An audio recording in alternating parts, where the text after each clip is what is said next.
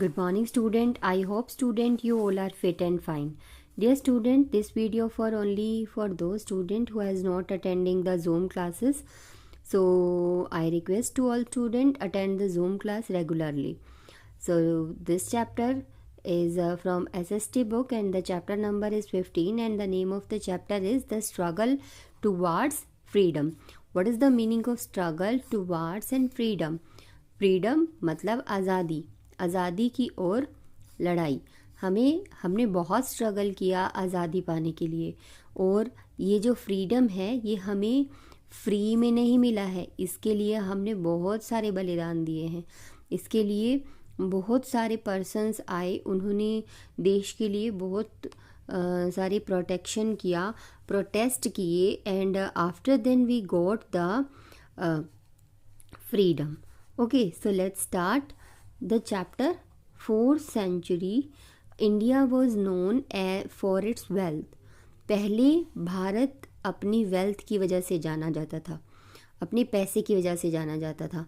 India's geographical location and its wide resources with rich culture had made a prosperous. India का जो geographical location था और जो उसके वाइड रिसोर्स थे ये इंडिया को समृद्ध बनाते थे, इंडिया के कल्चर को, इंडिया की संस्कृति को समृद्ध बनाते थे. It was well known for spices, cotton and the silk textile, pearl, jewellery and other thing. ये अपनी ज्वेलरी की वजह से, कॉटन की वजह से, सिल्क की वजह से और ये स्पाइसेस की वजह से, मसालों की वजह से जाना जाता था. एंड अरब्स, ग्रीक और Romans had trade relation with the India. Arab और यूरोप और रोमन्स जो पीपल थे वो ये चाहते थे कि इंडिया के साथ व्यापारिक संबंध बनाए जाए. Waste European countries were also interested in developing trade with it. और जो वेस्ट की यूरोपियन कंट्रीज़ थी वो भी बहुत ही इंटरेस्टेड थी कि यहाँ से ट्रेड रिलेशन डेवलप किए जाए. Portuguese were the first to reach India. Portuguese people थे जो सबसे पहले इंडिया में आए. Who is the person that come in first India? That is Vasco da Gama. He is Vasco da Gama, एक Portuguese sailor था and reach Calicut by the Cape of Good Hope in 1498.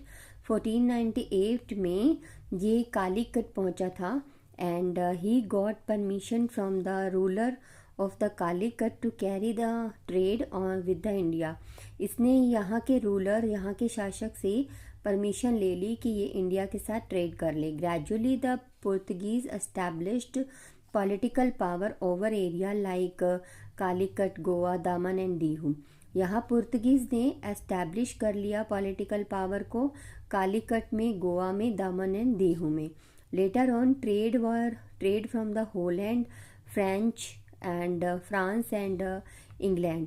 इसके बाद जो है trader आए Holland से, France से and England से. Were also attracted towards the India. और वो भी इंडिया के प्रति अट्रैक्ट हुए. दे फोर्ट अमंग देमसेल्फ. ये क्या है, आपस में लड़ते रहे. और इन्होंने क्या किया? The British through out the other Europeans country. और जो ब्रिटिश थे वो बहुत ही चालाक थे, उन्होंने सारी यूरोपियन कंट्री को बाहर निकाल दिया. In England a small group of 100 English merchant formed the East India Company in 1600 AD. 1600 AD में जो मर्चेंट का 100 का ग्रुप था इंग्लैंड का, उन्होंने ईस्ट इंडिया कंपनी एस्टैब्लिश कर दी, बना दी. The company got the British queen's permission. Company को ब्रिटिश क्वीन की परमिशन मिल गई to have trade relation with the country of east से अच्छा रिलेशन बनाने के लिए, ट्रेड रिलेशन बनाने के लिए. The company received permission to trade in India from the Mughal emperor Jahangir. Company को परमिशन मिली इंडिया के मुगल एम्परर से. उस समय मुगल एम्परर कौन था? जहांगीर था. And the company's first ship landed at the Surat. Company की पहली शिप सूरत में लैंड हुई. A big port on the west coast of India. ये बहुत ही बड़ी पोर्ट थी, बंदरगाह थी इंडिया के वेस्ट कोस्ट पे। And later on they build settlement and the godowns. इसके बाद इन्होंने सेटलमेंट्स का यानी कि अपना एक रहने का प्रॉपर जगह ले ली वहाँ पर, और गोडाउन सेटल कर लिए। एंड कॉल्ड फैक्ट्रीज, जो फैक्ट्रीज कहलाई उसके बाद at Madras, Calcutta and the Bombay, इन सारी जगहों पर इन्होंने ये सब कुछ एस्टैब्लिश कर लिया, फैक्ट्रीज एस्टैब्लिश कर ली। The English trader built fort about their settlements and the kept armed soldiers to protect themselves। अब इन्होंने क्या किया कि फोर्ट के चारों तरफ अपनी सेटलमेंट्स बना ली एंड उसमें जो है सोल्जर्स को प्रोटेक्ट करने के लिए रख लिया। India at that time was divided into small kingdom. India उस समय छोटे छोटे किंगडम्स में बटा हुआ था, which were often at war with one another. तभी इंडिया के जो हैं लोग आपस में लड़ते रहते थे। The East India Company took advantage of this. East India Company ने इसका फ़ायदा उठा लिया। बैटल ऑफ फ्लासी, यहाँ बैटल ऑफ फ्लासी में पढ़ेंगे। Bengal at that time was ruled by Nawab Siraj-ud-Daulah.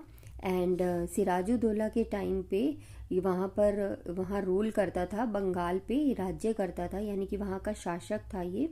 He was upset, वो बहुत ही अपसेट था by the activities of the British. British की एक्टिविटीज़ से, जो ब्रिटिश काम करते थे उनसे बहुत ही अपसेट था।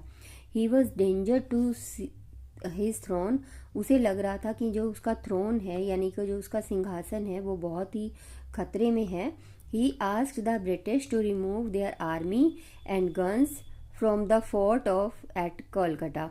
उन्होंने क्या किया, उन्होंने ब्रिटिश से पूछा कि क्या आप अपनी आर्मीज़ और गन्स को यहाँ कलकत्ता के फोर्ट से हटा लेंगे। The British refuse to do so, British ने ये सब करने के लिए मना कर दिया।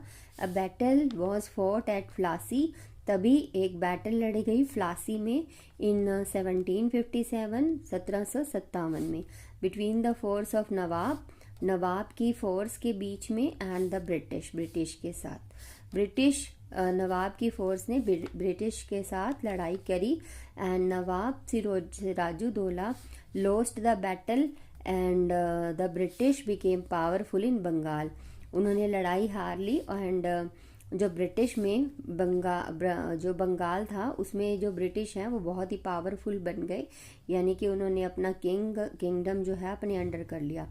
Many kings in the our country were fighting among them self, और बहुत सारे किंग जो हमारी कंट्री में है वो आपस में लड़ते रहे। And the British helped one against the other, British ने क्या किया, एक दूसरे को वो अगेंस्ट करवाते थे, यानी एक दूसरे को लड़ाई करवाते थे। दे बेनिफिटेड, वो इस चीज़ का बेनिफिट ले रहे थे फ्रॉम इंटरनल फाइट्स, जो उनकी आंतरिक लड़ाइयाँ थी। And captured a large part of India, उन्होंने इस तरह से इंडिया के एक बड़े पार्ट पर अपना कब्जा कर लिया। They collected a large some of money from the Kings and the people, उन्होंने बहुत सारा पैसा जो है वो लोगों से और राजाओं से इकट्ठा कर लिया था। Okay, in next video we will complete injustice of British.